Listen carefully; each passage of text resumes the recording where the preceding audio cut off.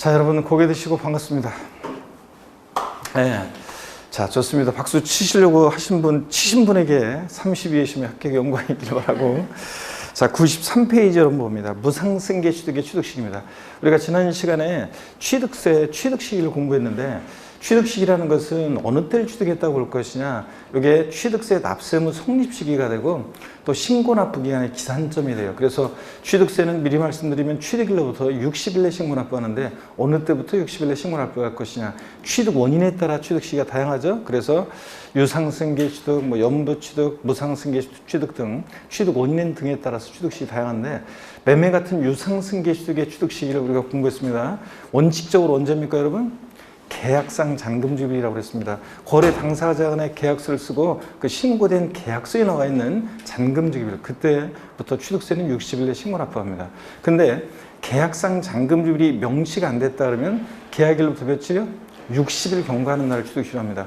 우리가 흔히 거래할 때 우리가 흔히 거래 관행상 계약하고 나서 한 두 달 정도 있다가 잔금 치르는 거래 관행을 반영해서 계약상 잔금 지급이 명시 안 됐다 그러면 계약일부터 며칠? 60일 경과하는 날입니다. 근데 시험에서는 계약상 잔금 지급이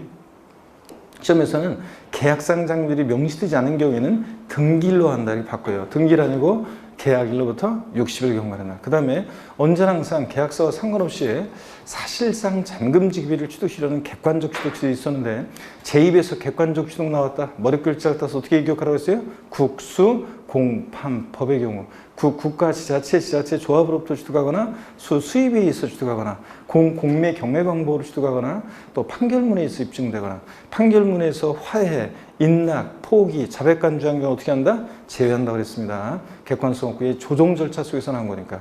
법인 장부로 입증되는 경우. 그래서 국수, 공판, 법의 경우는 언제나 항상 사실상 잔금지급을 취득시료합니다.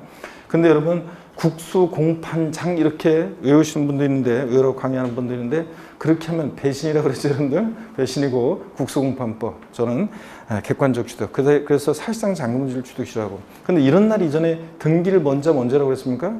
등기일이라고 그랬습니다. 등기일이 빠르면 등기일이고. 그래서 여러분, 제가 이런 거 했었나요? 중 빠른 날 이거예요. 그래서 개인간 아무 대답도 안 하고 그냥, 아무 대답도 안 하고 그냥 가만히 꼼짝도 안 하고 구경만 하겠다, 오늘 이렇게 작정하고 오신 분이 있는 것 같아. 자, 그러면 안 되는데. 자, 봅니다. 이런 거 제가 분명히 했을 건데, 지난번에.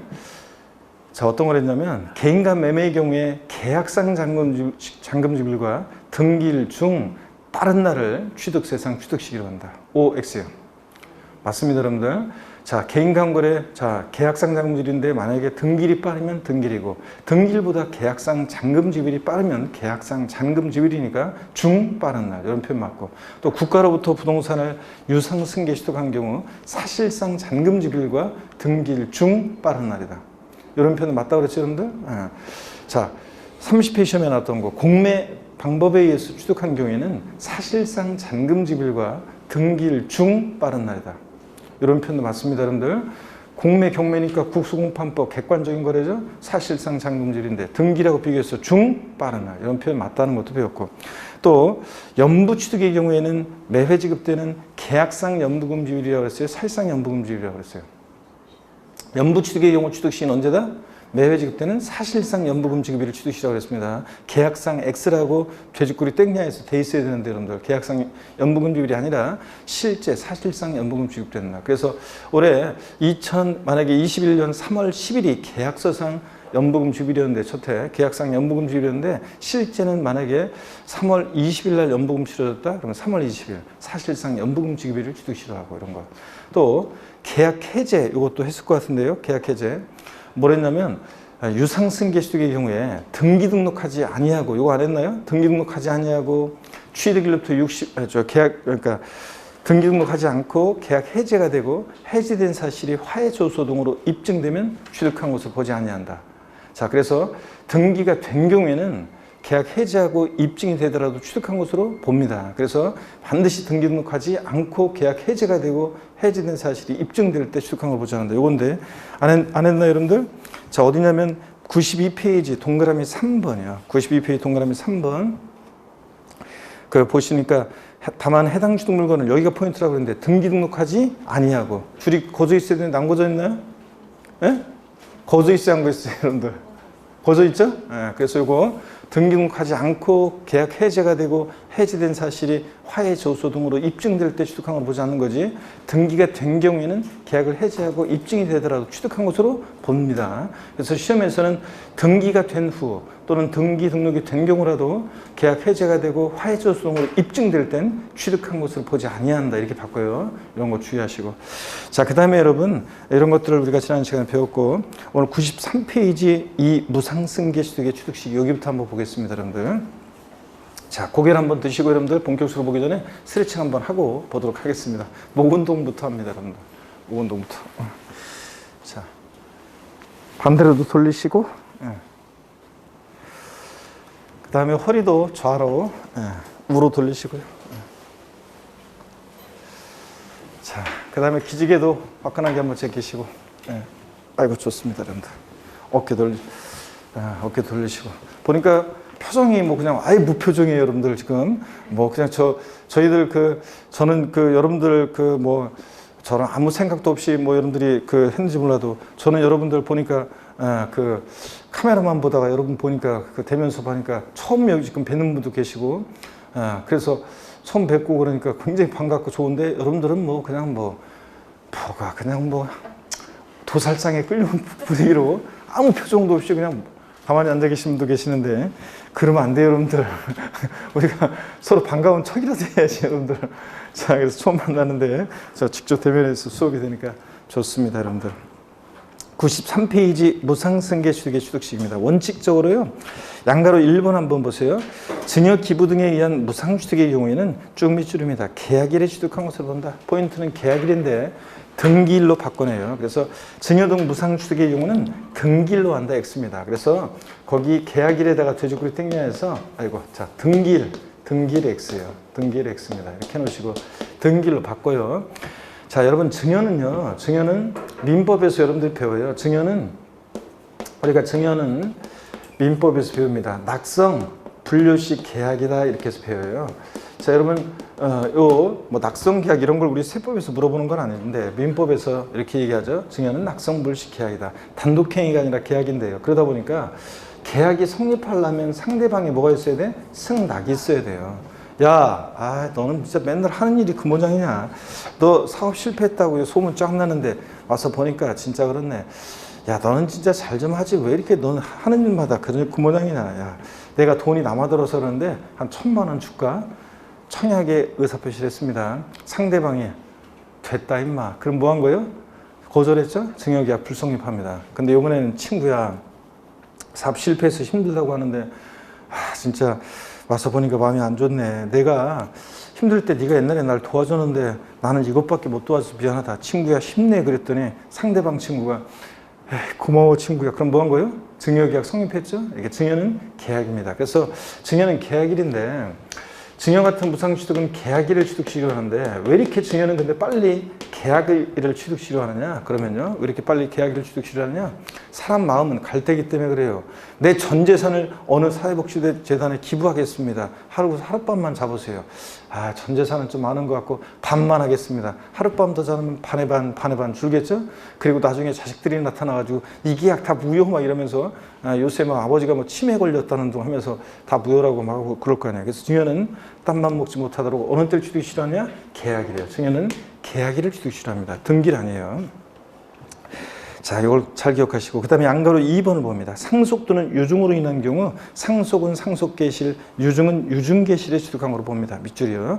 자, 그래서 상속은 피상속인 들어가시면서 역사가 시작되니까 상속계실, 유증은 유증계실을 취득시로 합니다. 유증은 증여자가 사망했을 때 증여 효력이 발생하죠. 내가 죽으면 줘라, 이거잖아요. 그래서 유증은 유증계실. 하여튼 증여 같은 무상취득은 계약일이고요. 그 다음에 양가로 3번도 제목을 달아놓습니다. 여러분, 양가로 3번에다가 뭐라고 제목을 달아놓냐면 계약 해제예요. 유상승계 취득에서 봤던 계약 해제, 그거예요. 계약 해제 제목을 달아놓습니다. 자, 양가로 3번 계약 해제 제목 달아놓고요. 어떤 거냐면 해당 취득 물건을, 여기가 포인트예요. 등기 등록하지 아니하고, 여기가 포인트예요. 여기다가 여러분들이 특별히 뭐 형광펜을 줄긋든 사각형으로 해놓든 등기 등록하지 아니하고, 여기가 포인트고, 계속 밑줄입니다. 다음에 어느 하나에 해당하는 서류에 의해서 계약이 해지된 사실이 화해 조서 등으로 입증될 때 취득한 것을 보지 않습니다. 밑줄 쪼개요. 어떤 서류에 의해서 입증이 돼야 되느냐? 동그라미 1, 2, 3번 나오는데 이 서류를 달달 외울 건 아니고요. 눈에 익혀둡니다. 화해조서, 인락조서, 동그라미 2번 공정증서, 3번 계약 해제 신고서, 이런 서류에 의해서 해지된 사실이 입증될 때 취득한 것을 보지 않습니다. 유상승계 취득의 계약 해제 서류, 입증 서류가 좀 차이가 나요. 92페이지 동그라미 3번의 계약 해제에서 입증 서류들을 보면 기역, 니은, 디귿, 리을번, 네 가지가 있죠. 그 리을번, 특히 부동산 거래 신고 관련 법령에 따른 부동산 거래 계약 해제 등 신고서요. 그래서 이런 게 있어요. 유상 취득은. 근데 무상 취득은 그게 없어요. 그래서 1, 2, 3번 세 가지만 이렇게 되어 있습니다. 차이가 나는데 이런 차이까지 시험에서, 입증 서류 차이까지 시험에서 물어볼 가능성은 낮기 때문에 이 서류를 달달 외울 것은 아니고요. 어떤 간에 차이점이 있다는 거. 자, 그 다음에 양가로 3번 계속 이어서 봅니다. 93페이지 보시면요. 그래서 여기서는 지금 취득일로부터 60일, 취득일부터 60일 교재에서 여기 하이라이트 표시가 되어 있는데, 중요 표시가 되어 있는데, 요거 중요한 거 아니에요. 자, 우리가 미리 말씀드리면 여러분요, 취득세에서는 며칠 나왔다 그러면 딱 하나의 예외만 제외하고서는 며칠 나왔다 그러면 다 60일이에요. 예전에는 취득세에서 기간이 어떤 때는 30일, 어떤 때는 60일 중구난방이었는데 국민들 헷갈리잖아요. 그래서 헷갈리지 말라고 작년에 다 60일로 통일이 됐어요. 그래서 취득세에서는 며칠 나왔다 그러면 무조건 60일이에요. 자, 그래서 우리가 특히 신고하는 경우에는 다 60일입니다. 그래서 30일 나오면 틀려요. 그래서 요거는 외울 게 아니에요. 그냥 취득세에서 며칠 나오면 다 며칠이다? 60일이고. 중요한 것은 다시 양가로 3번에서 어디가 포인트라고 했어요? 등기 등록하지 아니하고요. 계약 해지가 되고 해지된 사실이 화해조서등으로 입증될 때 취득한 것으로 보지 않는 거지, 등기가 된 경우에는 계약을 해제하고 입증이 되더라도 취득한 것으로 봅니다, 여러분들. 예? 그래서 이게 이제 등기 등록이 하지 아니하고, 등기 등록 안 하고, 그 다음에 계약 해제가 되고 입증이 되는지, 아니면 등기가 된 후, 즉 등기 등록이 되고 계약 해제가 됐는지를 꼭 살펴보셔야 돼요. 그거에 따라 달라지는 겁니다. 자, 그래서 시험에서 바꾸면 등기한 후 또는 등기 등록이 된 경우라도 계약 해제가 되고 해지된 사실이 화해조서 등으로 입증될 때 취득한 것으로 보지 아니한다, 이렇게 바꿔요. 취득한 것으로 보지 않는 게 아니라 등기가 된 경우에는 취득한 것으로 봅니다, 여러분. 아셨죠? 요거. 그 다음에 93페이지 맨 하단에 예외요. 계약일 전에 살짝 밑줄입니다. 등기 등록을 먼저 했다면 언제다? 등기 등록일. 자, 항상 등기일이 빠르면 언제입니까? 등기일입니다, 항상. 자, 그래서 살짝 이해하면서 밑줄을 긋고 넘어가고요. 94페이지 넘어갑니다. 94페이지에 원시 취득 등의 경우에서 건축물 건축 또는 개수했을 때 취득 시기와 또 주택조합 등이 비조합원용 토지를 취득했을 때 취득 시기가 나오는데, 요거는 여러분들이 공법적 그 개념들이나 이런 거에서 좀 용어를 익숙하게 좀 하고 오면 그때 나중에 제가 설명을 드릴게요. 다음 순환에. 오늘은 넘어가고 95페이지를 봅니다. 95페이지. 아니구나. 94페이지 토지의 경우에 이 원시 취득도 한번 보고 가는 게 낫겠네요. 이거는 토지 원시 취득은. 그래서 94페이지 맨 하단에 토지 있죠?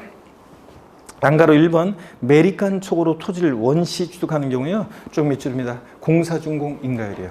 이게 원칙만 잘 기억하시면 돼요. 메리칸 촉으로 토지를 원시 취득했을 때는 공사준공 인가율. 근데 30회 시험 때 어떻게 바꿔서 나왔냐?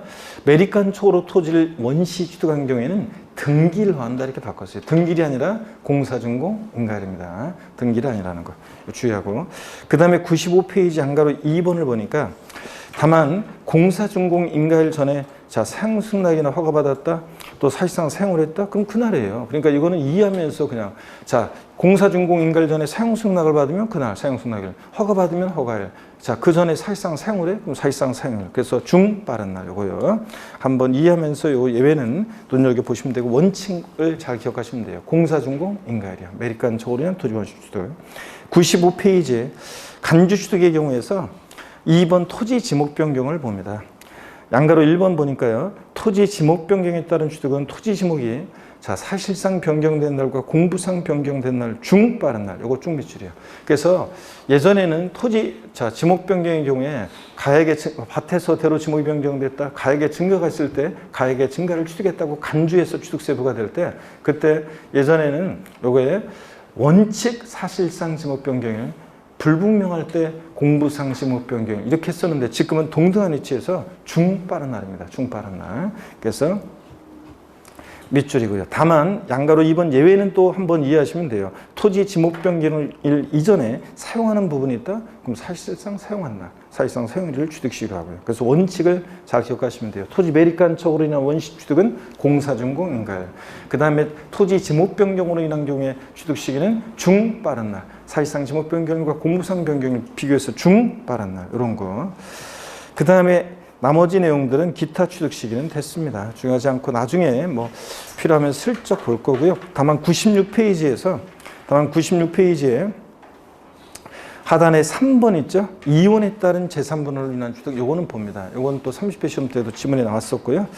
자, 어떤 건지 봅니다. 96페이지 민법 규정에 따라서요, 그 재산분할 청구권 행사한다거나 재판상 이혼에 따른, 자, 재산분할로 인한 밑줄이요, 민법 규정에 따른 재산분할로 인한 취득의 경우에는 그 취득 물건의 등기일 또는 등록일 취득일로 본다, 밑줄짝이요. 그래서 이 재산분할 청구권 행사합니다. 이혼하면서 남편에서 내 명의로 등기한 날, 그래서 등기일입니다.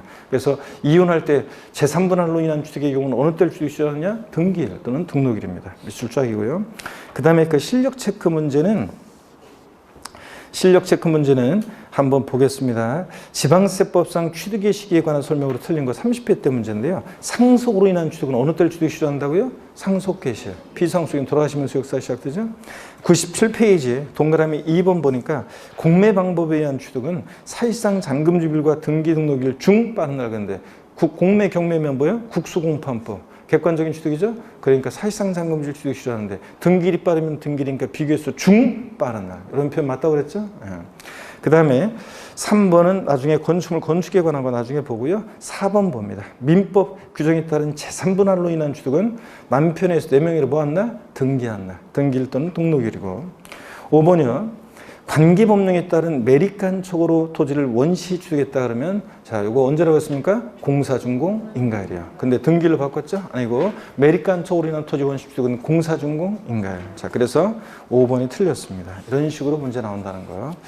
자, 제7절 과세표준 별표의 세개입니다. 우리가 세금 계산 어떻게 할 것이냐는 다 중요하다고 그랬습니다. 다른 세금도. 그래서 과표 어떻게 결정되는지, 자, 그 다음에 몇 프로 세율이 정되는지 다 중요한데, 과세표준 역시 또 중요합니다. 별표의 3개 하고요. 독립화 문제로 나올 수 있고, 또 안 나오면 또 종합문제 속에서라도 또 지문 안 줄라 하고요. 작년에도 그랬지만, 그래서 중요하다는 거. 자, 그러면 어떤 얘기인지 한번 설명을 드려보겠습니다. 자, 우리가 여러분 세금 계산은 어떻게 하냐면요. 세금 계산은 이렇게 해요. 자, 어떻게 하느냐. 세금 계산은 이렇게 합니다. 자, 세금 계산을 어떻게 하냐 그러면, 자, 세금 계산은 이렇게 한다고 그랬습니다. 여기 보세요, 여러분들. 네. 자, 여기 좀 지워야 되겠네. 네. 자, 세금 계산은 이렇게 합니다, 여러분. 우리가 과세표준이라는 거 있어요. 자, 우리 과세표준이라는 게 결정이 되면, 과세표준이 결정되잖아요. 그러면 곱하기 세율이에요. 그래서 법에적인 세율을 곱해서 우리가 뭘 구하냐면 산출세액을 구합니다. 산출세액을. 지방세나 국세나 세금 계산은 다 이렇게 해요. 그죠? 그럴 때 우리가 조세 총론에서 배운 게 이거예요. 과세표준이라는 것은 세금을 계산하는데 기초가 되는 가액이나 수량 등을 말한다고 그랬습니다. 그래서 과세표준이 가액이나 금액으로 표시되면 뭐라고 하고? 종가세. 수량, 면적, 건수 등으로 표시되면 뭐? 종량세 이랬습니다. 그랬죠? 그럴 때 이 과세표준이라는 것이, 자, 보시면 취득세 같으면요. 취득세는 과세표준이 취득가액이에요. 취득하는 가격. 나 그 부동산을 만약에 뭐 4억 원에 취득했다. 취득한 가격 4억 곱하기 세율. 이런 식으로 취득가액이고요. 등록면허세에서 과세표준은요. 부동산 등기할 때 그 등기하는 부동산 가액이에요. 등기하는 부동산 가액. 근데 이제 나중에 배우겠지만 등록면허세는 채권 금액이나 건수 같은 게 과세표준이 되기도 합니다. 근데 하여튼 원칙적으로 부동산 등기할 때는 부동산 가액이 과세표준이 되고요. 그 다음에 재산세에서 과세표준은 그 보유하는 재산 가액이에요. 재산 가액. 자, 그랬을 때 이 취득세 등록면허세는 누가 이 과세 표준을 결정하느냐? 그러면 신고 납부하는 세금이니까 납세 의무자가요. 납세 의무자가 이 과세 표준을 결정합니다. 납세 의무자가. 자, 근데 재산세 재산가액은 보통 징수하는 세금이니까 지자체 장이, 즉 과세 주체가 이것을 과세 표준을 결정합니다, 여러분. 자, 그랬을 때 일반적 거래의 경우에요. 자, 보세요. 일반적인 거래의 경우에 취득세, 과세 표준은 어떻게 결정되느냐? 그러면 원칙적으로 취득세는 신고 납부하는 세금이니까 납세 의무자가 저 취득가액을 결정해요. 자, 취득가액이 과세 표준인데 취득가액을 신고 납부하는 세금이니까 납세 의무자가 결정한다고 그랬죠? 원칙적으로요. 취득 당시요. 납세 의무자가 취득 당시에 신고하는 가액을 과세 표준합니다. 그래서 나 그 부동산 2억 원에 취득했다고 신고하는 가액 2억 원 곱하기 세율이요. 자, 근데 예외적으로 지방세 과세 시가 표준액이라는 것이 과세 표준이 되는 경우도 있어요. 근데 이 시가 표준액이 뭔지 용어 설명을 잠깐 한번 드려볼게요, 여러분들. 시가 표준액이 뭔지 자세한 내용은 중요하지 않으니까 그냥 한번 참고적으로 한번 보세요, 여러분들. 우리가 흔히 공시가격이란 말이 있어요, 여러분들. 공시가격.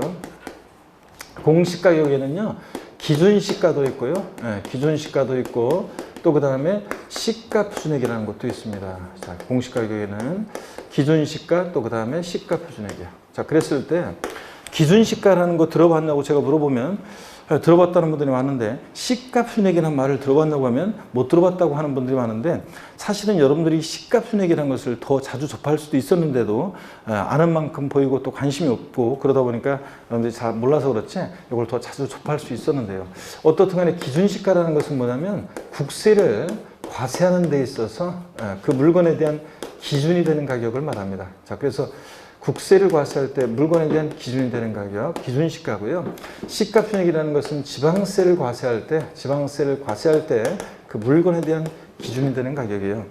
여러분, 이 기준시가와 시가 표준액은 공통하기도 하는데 또 디테일하게 들어가면 달라요. 그래서 일단 용어가 구별이 되는데 지방세 문제에서 기준시가 어쩌고 하면 잘못된 편이고 국세 문제에서 시가 표준액 어쩌고 하면 국세에서는 또 잘못된 편이에요. 그래서 국세에서 뭐라고 하냐? 기준시가. 지방세에서 뭐라고 한다? 시가 표준액이요. 자, 미리 말씀드리면요. 시가 표준액이라는 거예요.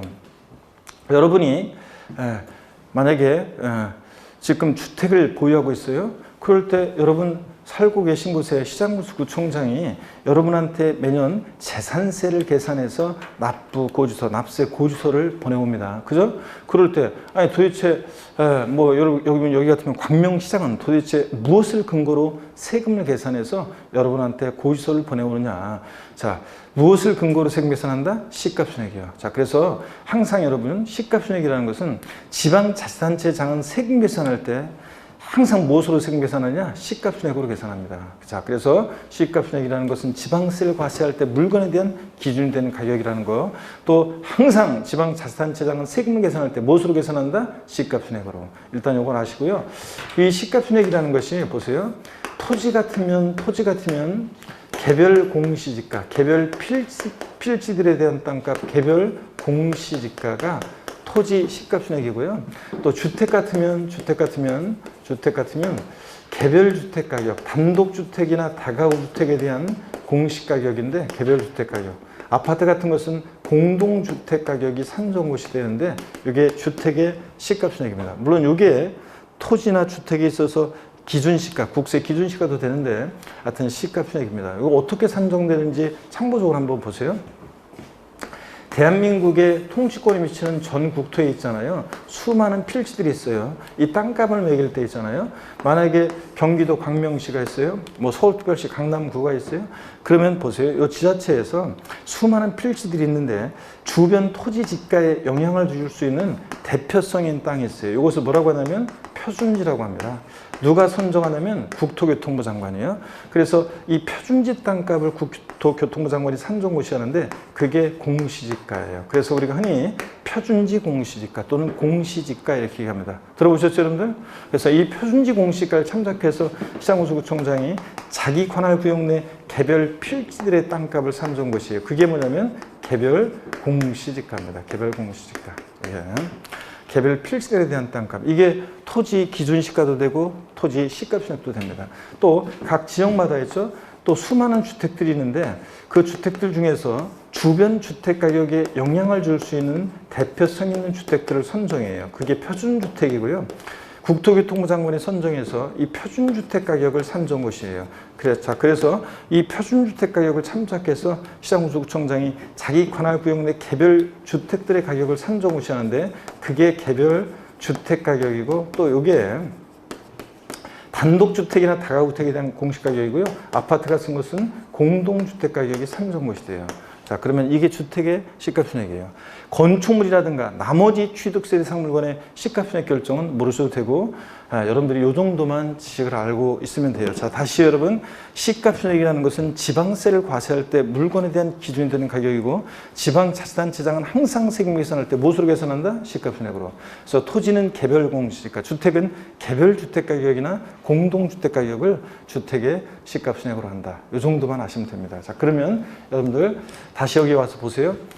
자, 원칙적으로 취득세 과세 표준은 신고 납부하니까 납세무자가 취득 당시 신고하는 가액을 과세 표준하는데 예외적으로 지방세 과세 시가순액이 과세 표준이 되는 경우가 있습니다. 어떤 경우에 그러냐면 무신고예요.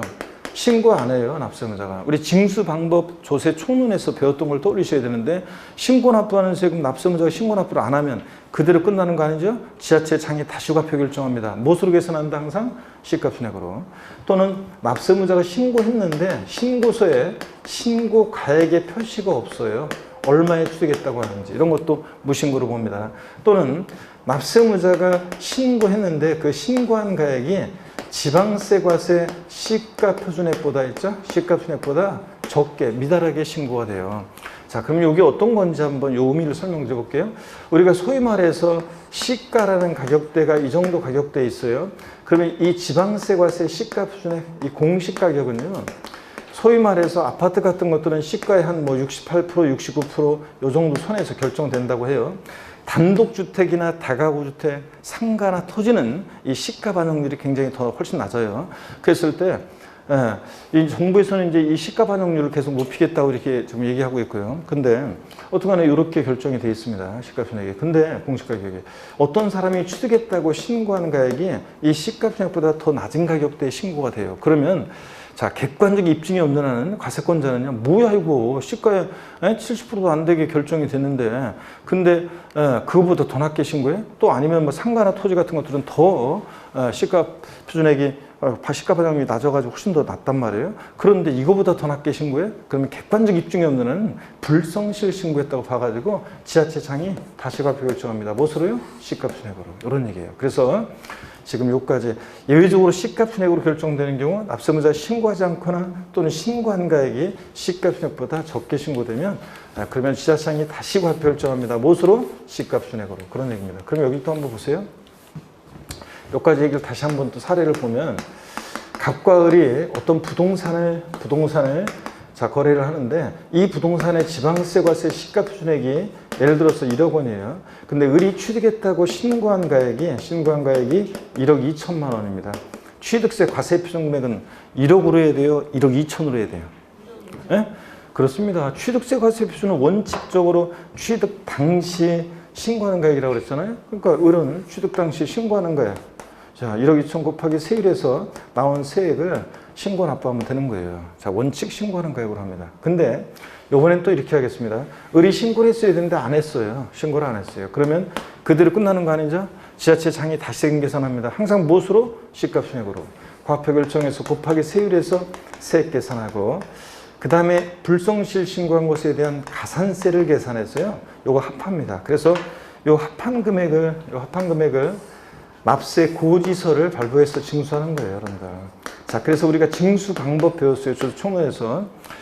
신고 납부하는 세금, 신고 납부 불성실하면 그대로 끝나는 게 아니라 지자체장이 다시 과표 결정합니다. 자, 그럴 때 보세요.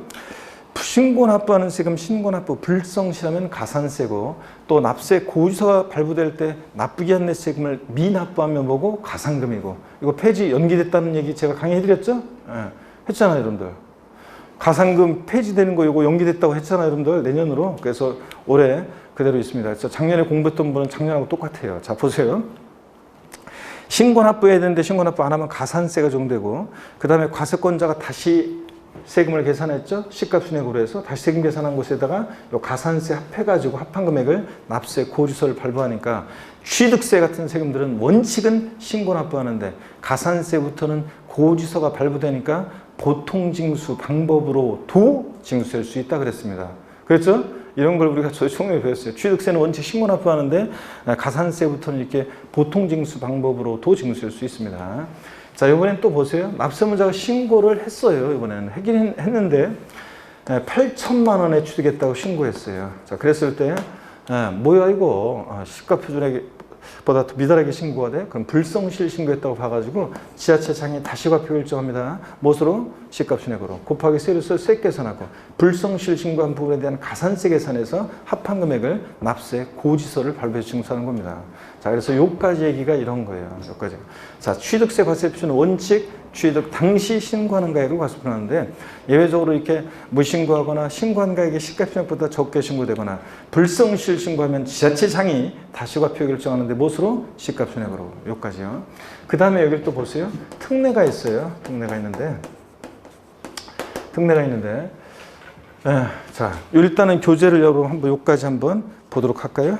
197페이지 봅니다. 제7절 과세표준 별표 3개고 1. 원칙 신고가액인데 본문 밑줄입니다. 취득세 과세표준은 취득 당시 가액으로 한다 밑줄. 취득 당시 가액으로 한다 밑줄. 다만 연부로 취득할 때는 연부금액이고요. 자, 연부 취득은 매회 지급되는 그 연부금액이라고 그랬죠? 연부금액이고 밑줄. 매회 사실상 지급되는 금액을 말하면 밑줄이고 사실상에다가 돼지꼬리 땡냐해서 계약상 X예요. 계약상 X. 매회 계약상 지급되는 금액이다 그러면 아니라고 했습니다. 연부 취득의 경우에 계약서상으로 지급하기로 한 연부금액이 올해 10억이었는데 실제로는 8억 지급됐다 그러면 8억 원을 과세표준한다고 그랬죠? 사실상 지급되는 금액 말하고 취득금액에 포함되는 계약보증은 포함하고요. 이 경우 또 세 번째 줄 밑줄입니다. 취득 당시 가액은 취득자가 신고한 가액으로 한다 밑줄이에요. 그래서 합쳐가지고 제가 뭐라고 그랬냐면 취득세 과세표준은 취득 당시로 신고하는 가액을 과세표준합니다. 원칙적으로. 자, 근데 예외적으로 시가표준액이 되는 경우 아래 봅니다. 1. 시가표준액에 의한 경우 다음의 경우에는 시가표준액을 과세표준한다 그래서 자, 어떤 경우요? 신고 없는 경우. 또 신고 가액의 표시가 신고서에 신고 가액의 표시가 없는 것도 무신고로 봅니다. 또 신고한 가액이 시가표준액보다 뭐하게 적게 신고됐다. 이렇게 불성실 신고하면 지자체장이 무엇으로 과표 결정한다? 시가표준액. 그래서 동그라미 1, 2, 3 요거 살짝 체크하시고요. 그래서 이런 경우는 불성실 신고했으니까 지자체장이 시가표준액 과표 결정합니다. 자, 넘어갑니다. 98페이지. 시가표준액이 어떻게 결정되어 있는지 어떤 건지 쭉 나와 있는데요. 여러분들이 요거 자세한 거 있죠? 알 필요 없어요. 그래서 그냥 여러분들 제가 아까 알려드린 것만 기억하시면 돼요. 시가표준액이라는 것은 지방세를 과세할 때 물건에 대한 기준이 되는 가격이고 지방자치단체장은 항상 세금 계산할 때 무엇으로 계산한다? 시가표준액으로. 토지는 개별 공시가, 주택은 개별 주택 가격이나 공동주택 가격이 주택의 시가표준액이다. 이 정도만 아시면 돼요. 그리고 99페이지 시가표준액 결정 과정은 뭐 자세한 얘기들이 나오는데 이런 거 다 참고입니다. 넘어갑니다. 참고적으로 보시는 거고 넘어가요. 어디로 가시냐면 참고적으로 보시고 100페이지 넘어가니까요. 100페이지. 자, 100페이지 넘어가니까 특례가 나옵니다. 사실상 취득가액이 되는 경우요. 여기 펴놓습니다. 여러분 여기 보세요. 특례가 있는데요. 언제나 항상요. 사실상 그 취득 가격을 사실상 취득한 가격을 과세 표준 금액으로 하는 경우가 있어요. 시가표준액보다 높든 낮든 그 사실상 취득 가액을 취득세 과세 표준 금액으로 하는 경우가 있는데 이건 아무 때나 인정하지 않습니다. 아무 때나 인정하면 뭐 다 사람들이 시가표준액보다 낮게 신고할 거 아니에요. 그래서 이거는 그 취득 가액이 객관적으로 입증되는 거래만 인정합니다. 그래서 어떤 경우냐? 먼저 국가나 지자체, 조합 등으로부터 취득하는 경우요. 제 입에서 객관적 취득 나왔다. 그럼 뭘 기억하라고 그랬어요? 국, 수, 공, 이거 읊어보셔야 되는 공, 판, 그 다음에 법이요. 자, 국수공판법. 이거 있잖아요. 제 입에서 국수공판장 이러면 제 앞에서 그러면 배신이고, 딴 강의 들었던 사람이거나 그런 거고, 저한테는 객관적 취득 나오면 국수공판법 이렇게 외우라고 그랬잖아요. 자, 그래서 한번 봅니다, 여러분들. 국가, 지자체, 조합 등으로부터 취득을 해요. 그러면 여러분 시가표준액 1억짜리인데 제가 서울특별시로부터 만약에 8천만 원에 취득을 했어요. 그러면 공무원들이 다 어디다 적어놨겠죠? 객관적으로 입증이 돼야 안 돼요? 되잖아요. 자, 그래서 그 사실상 취득가액 8천만 원을 과세 필요합니다. 시가총액이 미달하더라도. 그 다음에 수입에 의한 취득도 수입 신고 필증에서 입증이 되고, 공매 경매 방법에 의한 취득. 여기 보세요. 만약에 어떤 부동산의 시가총액이 1억짜리인데 이 부동산 시가총액 1억짜리인데 이게 공매나 경매에 넘어갔어요. 그 경락된 가격이 만약에 경락된 가격이 이게 7천만 원이에요. 취득세 과세 표준금액은 얼마로 해야 됩니까? 취득세는 얼마로 계산해야 돼? 7천만 원이에요. 공매 경락가액 법원에다 기록 남아있고 입증이 되잖아요. 그래서 공매 경매 방법에 의한 취득의 경우는 그 공매가액, 경락가액을 과세 표준합니다. 시가총액 관계없이. 또 판결문에 의해서 입증되는 경우, 민사소송이나 행정소송에서 확정된 판결문으로 입증된다. 이거보다 확실한 게 어디 있어요? 판사가 CCB를 다 가려서 취득가액 입증이 되는데, 자, 그런데 다만 이 판결문에서 제외되는 경우가 있었습니다. 자, 판결문에서 제외되는 경우가 있었는데, 자, 어떤 경우였냐면, 자, 지난번에 배웠어요. 화해, 인납, 그 다음에 포기, 자백간주의 경우는 판결문에서 어떻게 한다? 제외한다고 그랬습니다. 이런 것들은 자, 재판 전에 또는 재판 중에 조정하는 절차 속에서 나온 거니까 사실상 취득가액을 실질적으로 다투거나 그런 게 아니에요. 그냥 어떤 조정 절차 속에서 그냥 이렇게 결과가 나온 거기 때문에 사실상 취득가액을 다투거나 그래서 판사가 결심하고 선고하고 이런 게 아니기 때문에 객관적으로 사실상 취득가액을 증명할 수 있는 서류가 되지 않는다고 그랬습니다. 그래서 시험에서 보세요. 시가총액이 1억짜리인데 화해조소상으로 입증되는 가격이, 자, 시가총액이 미달하는 경우에도 이 화해조소상 입증되는 가액을 취득세 과세표준금액으로 한다. OX예요. 예? 자, 화해조소상으로 취득가액이 입증되는 경우에는 그 사실상 취득가액을 이 화해조소상 입증되는 가액을 시가총액이 미달하더라도 이 화해조소상 입증되는 가액을 과세표준한다. X입니다, 여러분. 이 화해조소상으로는 이 취득가액을 객관적으로 증명할 수 있는 서류가 되지 않으니까 시가총액이 미달하면 뭘 과세표준한다? 시가총액을 과세표준금액으로 합니다. 그래서 판결문에서 화해, 인납, 포기, 자백간주한 경우 어떻게 한다? 제외합니다. 또 법인장부로 입증되는 경우, 법인이 계약의 일방 당사자예요. 법인과의 거래로 뭘 취득했다? 법인 간의 거래로 뭘 취득했다. 법인이 계약의 일방 당사자면 그 법인장부로 입증된다고 보시고, 그 법인장부에 의해서 취득가액이 입증되면 역시 객관성이 있다고 봐서 그 법인장부로 입증되는 그 사실상 취득가액을 과세표준합니다. 자, 그러면 객관적 취득, 그러면 우리가 취득 시기에서 사실상 잔금지비를 취득시라는 객관적 취득, 국수, 공판, 법이었는데 과세표준에서는 하나가 더 들어가요. 자, 한번 보세요. 과세표준에서 하나가 더 들어가는데, 자, 부동산 거래 신고 등에 관한 법률에 의해서 신고서 제출하고 검증받은 이 취득의 경우에는요, 객관성이 또 있다고 봐요. 이게 어떤 건지 설명을 드리겠습니다. 여러분 여기 보세요. 어떤 지역의 땅값이 있잖아요. 어떤 지역의 땅값이 보세요. 어떤 지역의 땅값이 이 정도 가격대 이제 있었는데요. 한번 볼까요? 어떤 지역의 땅값이 이 정도 가격대에 있었어요. 근데 대형 국책사업이 이 동네에 유치된다고 소문 나가지고 있죠. 외지인들이 달라붙고 막 그래가지고 땅값이 한참 올라갔어요. 그래서 시가가 이 정도 가격대에 형성돼 있고 시가를 반영해서 지방세, 과세, 시가총액이 산정고시가 됐어요. 근데 대형 국책사업이 이 동네 뺏겼어요. 그래가지고 이 동네는 별 볼 일 없다고 해가지고 땅값이 다 내려갑니다. 시가총액보다 더 낮은 가격대에서 거래가 있었고 공인중개사가 거래를 중개했고 그 다음에 관계당국에 신고서를 제출했고 검증까지 관련 법령에 따라 검증을 받습니다.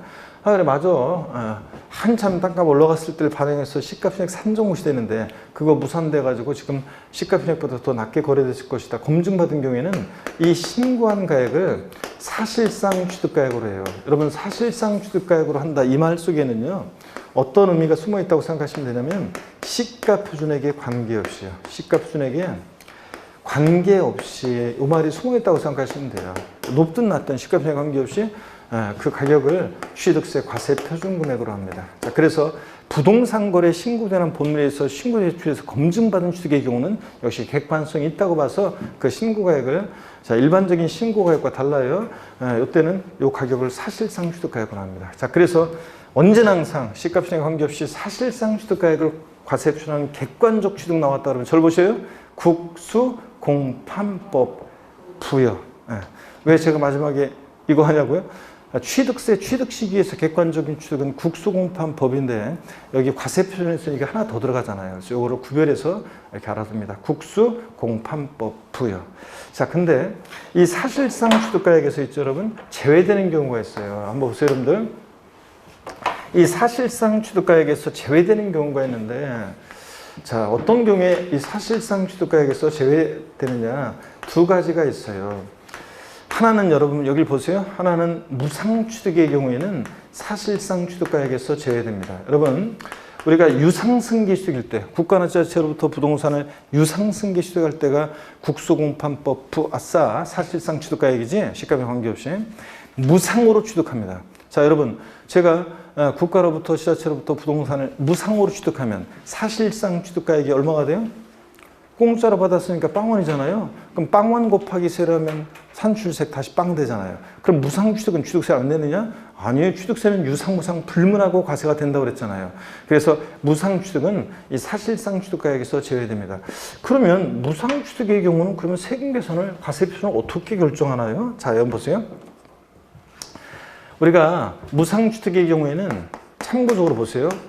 어떤 것을 과세 표준으로 해서 취득세를 계산하는지, 여러분이 부동산을 상속 증여받았어요? 어떤 것으로 해서 취득세 과세 표준을 계산을 해야 되는지 법에 명문화된 규정이 없어요. 그래서 우리가 해석상 이걸 준용하는 거예요, 저거를.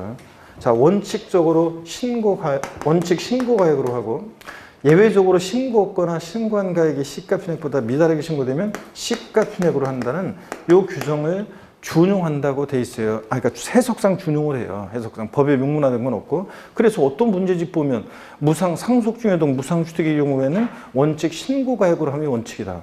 맞다고 돼 있고, 또 어떤 문제집 보면은 신고했거나 신고한 가액이 시가편액보다 적은 경우에 시가편액을 과세 표준한다. 상속 중에도 무상취득의 경우에 또 맞다고 돼 있고, 또 그렇습니다. 근데요, 여러분, 판례나 실무에서는 여러분들이 부동산을 상속 증여받았어요. 취득세 신고할 때 시가편액보다 높게 신고한다. 뭘 근거로 어떻게 높게 신고해요? 그러니까 말이 안 되잖아요. 그래서 판례나 실무에서는 우리가 무상취득의 경우에는 시가편액으로 해서 취득세를 신고합니다. 그래서 여러분이 상속 증여받았을 때 상속세, 증여세나 양도소득세 계산하고는 달라요. 달리 취득세는 그냥 신고할 때 시가편액으로 신고하고 있습니다. 그래서 이런 거 알아두시고. 근데 시험에서는 그러면 명문화된 규정이 없는데 시험에서 나온다 안 나온다? 나온 적이 없고 나오지 않습니다. 그래서 무상취득의 경우는 그냥 원칙 신고하는 게 예외적으로 시가편액으로 하는 그 규정을 준용해서 해석하는데, 다만 판례 같은 데서는 시가편액으로 신고한다더라. 이렇게 알고 가시면 됩니다. 근데 이거는 법에 명문화되어 있어요. 그래서 법에 명문화되어 있으니까 나와요. 시험에서 국가로부터 또는 지방자치단체로부터 부동산을 무상 취득한 경우에 사실상 취득가액을 취득세 과세 표준 금액으로 한다. X입니다. 무상 취득했을 때 사실상 취득가액을 과세한다. X예요. 유상승계 취득일 때가 국수공판법 사실상 취득가액이고, 무상 취득하면 사실상 취득가액에서 어떻게 한다? 제외됩니다, 여러분. 아셨죠? 그래서 무상 취득은 제외됩니다. 요거는 시험에 나옵니다, 그거는. 자, 그 다음에 또 하나가 이제 길어가지고 말로 할게요. 이따 교재 볼 건데, 부당행위 계산 부인 규정에 의한 취득이라는 게 있어요. 이건 나중에 양도소득세에서 심화과정에서 나중에 이제 배울 얘기인데, 근데 부당행위 계산 부인 규정에 의한 취득이라는 게 있어요. 부당하게 계산되는데 사실상 취득가액을 인정하면 안 되겠죠. 그래서 이제 두 가지가 있다는 거. 자, 이 정도 얘기입니다. 그래서 스토리로 기억하세요. 이게 가장 중요한 줄거리예요. 취득세 과세 표준은 취득가액인데 신고 납부하는 세금이니까 납세의무자가 과표를 결정한다. 원칙 취득 당시보 신고하는 가액을 과세 표준한다. 근데 신고했거나 신고한 가액이 시가편액보다 적게 신고되면 무엇을 과세 표준한다? 시가편액으로 한다. 그 다음에 언제나 항상 시가편액에 관계없이 사실상 취득가액을 과세 표준하는 금액으로 하는 경우가 있는데, 어떤 경우에 그렇다? 국수 공판법 부의 경우에 그렇다. 자, 근데 판결문에서 화해, 인락, 포기, 자백 간주한 경우는 포함한다, 제외한다? 제외한다. 객관성 없고. 또 이건 유상승계 취득일 때가 그런 거지. 무상취득했을 때는 사실상 취득가액에서 어떻게 한다? 제외한다. 오늘 요 정도 딱 스토리를 아시면 됩니다. 자, 그러면 교재를 보겠습니다. 100페이지 특례 사실상 취득가액 봅니다. 다음의 취득이요. 가로 몇 줄입니다. 증여기부 그 밖에 무상 취득 및 밑줄, 그 다음에 그 아랫줄 특수관계인과의 부당행위 계산의 부인 규정에 따른 거래로 인한 취득은 제외한다.